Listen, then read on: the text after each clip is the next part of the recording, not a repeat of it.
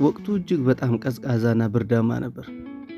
አንድ ንጉሥ ከሄደበት ቦታ በመምጣት ወደ ቤተ መንግሥቱ ሲገባ አንድ በዕድሜ የገፋ ዘበኛ የተቀዳደደና ያረጀ ልብስ ለብሶ ሲያየው ንጉሡ እንዲህ አለው፣ በዚህ ቅዝቃዜ ይህን ብቻ ልብስ ለብሰህ አይበርድህም? አለው።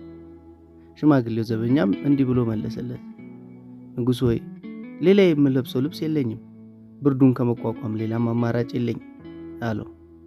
ንጉሡም ቆንጆ የብርድ ጃኬት አሁን በሌላ ዘበኛ ልክልሃለሁ ብሎት ወደ ውስጥ ገባ። ነገር ግን ንጉሡ ወደ ቤተ መንግሥቱ ከገባ በኋላ ቃሉን ረሳ።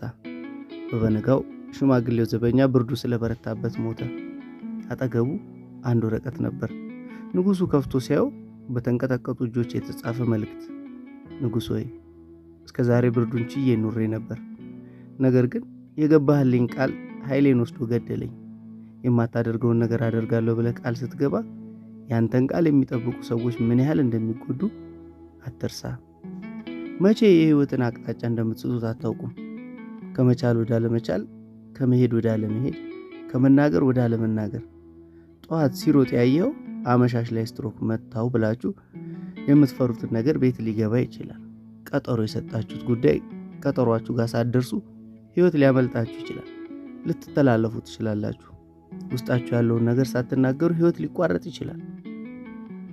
ከማግኘትና ከማጣት፣ ከከፍታና ከዝቅታ፣ ከሕይወትና ከሞት በፊት ሞት እስከሚያስማማችሁ አትጠብቁ ወይም እንዳትቀደሙ። መሄድ ከቻልክ ሂድ፣ ካልቻልክ ደውል። በምትችለው መንገድ ሁሉ ፍቅርህን፣ መውደድህን ግለጽ። የተበላሸው እንኳን ተበላሸ፣ የጠፋውም እንኳን ጠፋ፣ የሄደውም እንኳን ሄደ፣ የቀረውም እንኳን ቀረ።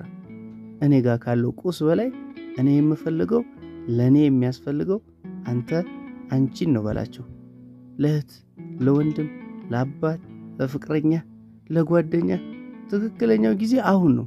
ውስጥ ያለውን አታስቀምጠው፣ ተንፍስ፣ ንገራቸው።